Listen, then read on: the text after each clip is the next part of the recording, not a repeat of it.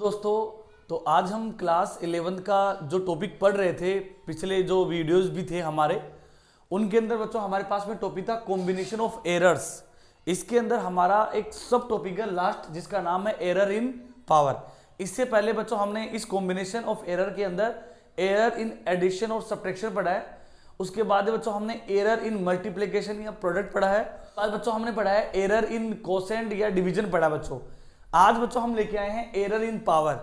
मतलब ऐसे कि बच्चों आपके पास में कोई physical quantity other physical quantity की फॉर्म में इस टाइप से है कि उनके ऊपर पावर्स रखी हुई है, तो अगर इनमें अगर एब्सोल्यूट एरर हो तो इस x के अंदर किस टाइप का एब्सोल्यूट एरर होगा या उसका रिलेटिव एरर किस टाइप से हम फाइंड कर पाएंगे। ठीक है, तो बिना टाइम वेस्ट करते हुए इसको हम बच्चों स्टार्ट करते हैं। तो बच्चों यहाँ पे आप एक चीज देखोगे कि हमने ये मान के रखा है कि x है वो a की पावर p और b की पावर q की फॉर्म में लिखा हुआ है। ठीक है, हमने ये क्या कहते हैं बच्चों कि दोनों तरफ बच्चों log ले लिया। ठीक है, दोनों तरफ बच्चों हमने क्या ले लिया, log ले लिया। log जब log लेंगे तो ये आ गया, यहाँ ये बन गया log x is equal to बन गया log a की पावर p और b की पावर q। ठीक है, तो ये हो गया log x। और बच्चों क्या होता है कि log का मैं log के कुछ फॉर्मूले बता रहा हूँ, जैसे कि बच्चों log a अपॉन b का फॉर्मूला बच्चों ये होता है कि log a माइनस बच्चों log b ऐसे। तो हमने उस फॉर्मूले से log के उस फॉर्मूले से हम इसको क्या लिख दिया है, log ap minus log bq। ठीक है, फिर बच्चों हमने क्या किया कि और एक चीज और होती है बच्चों, log का एक फॉर्मूला और होता है, log a की पावर अगर कुछ भी है n है बच्चों, n है तो वो n आ जाती है, पावर आ जाती है पहले और बन जाता है log a।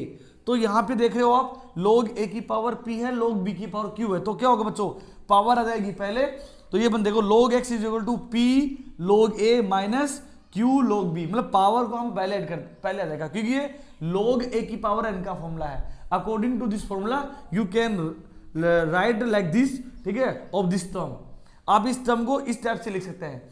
फिर बच्चों ये हमने लिख लिया। अब हमने जो ये आपके पास में टर्म आई है बच्चों, हम इस टर्म का बच्चों क्या कर रहे हैं, दोनों तरफ डिफरेंशिएशन कर रहे हैं, डिफरेंशिएट कर रहे हैं, डिफरेंशिएशन कर रहे हैं दोनों तरफ से। तो बच्चों log x का आपने फॉर्मूला पढ़ा भी होगा, dx log x का जो फॉर्मूला होता है बच्चों ये होता है 1/x।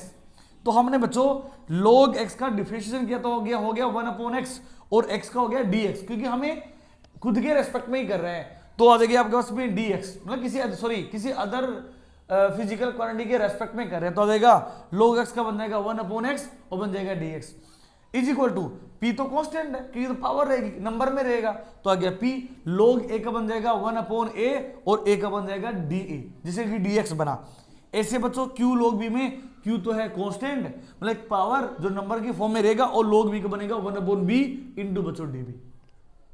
इसको बच्चों हम ऐसे लिखते हैं कि dx को 1 से मल्टीप्लाई करेंगे तो इसको ऐसा भी लिखा जा सकता है। मैं डायरेक्ट ये टर्म भी यूज कर सकता था, लेकिन थोड़ा समझने में वो टिपिकल पड़ता। ठीक है, तो हमने इसको कर दिया कि देखो 1/x dx को हम ऐसे भी लिख सकते हैं बच्चों कि dx/x इज इक्वल टू बच्चों p da/a। ठीक है, और बच्चों क्या बन जाएगा, ये बनेगा q और बच्चों db/b। ठीक है, अब क्या होगा देखो, d का मतलब dx da db, ये क्या है बच्चों, ये कुछ बहुत वेरी स्मॉल डिफरेंसेज है x के अंदर, x के अंदर dx है, a के अंदर da है और बच्चों b के अंदर db है। तो ये तो हम जानते हैं कि जो स्मॉल डिफरेंसेस होते हैं वो तो एब्सोल्यूट एरर होता है। ठीक है ना, मतलब हम एब्सोल्यूट एरर के अंदर ही मीन वैल्यू और मेजर्ड वैल्यू को डिफरेंशिएट करता है, डिफरेंस मतलब माइनस करता है, सेपरेट करता है। तो हमने मान के रखा है कि डेल्टा ए एब्सोल्यूट एरर है a के अंदर, डेल्टा बी क्या है बच्चों b के अंदर एब्सोल्यूट एरर है। तो अगर a और b के अंदर एब्सोल्यूट एरर है तो बच्चों ऑब्वियसली x के अंदर भी एब्सोल्यूट एरर होगा, और वो कितना होगा, डेल्टा x। तो हमने इस dx को बना दिया बच्चों delta x upon x is equal to p, तो p है, और डेल्टा a को बना दिया बच्चों डेल्टा da को बना दिया बच्चों डेल्टा a अपॉन a और माइनस प्लस, क्योंकि हमेशा क्या होता है कि जब भी हम एरर फाइंड करते हैं तो बच्चों हम मैक्सिमम एरर फाइंड करते हैं, मतलब माइनस से तभी हम उसको प्लस मानते हैं, मतलब क्योंकि हमें मैक्सिमम एरर फाइंड करना होता है। तो ये हो गया आपके पास में प्लस माइनस और बच्चों q और बन जाएगा आपके पास में डेल्टा b/b। तो इसका मतलब आपके पास में फाइनल एरर आ गया, और फाइनल एरर बच्चों किसके अंदर, ये रिलेटिव एरर है x के अंदर।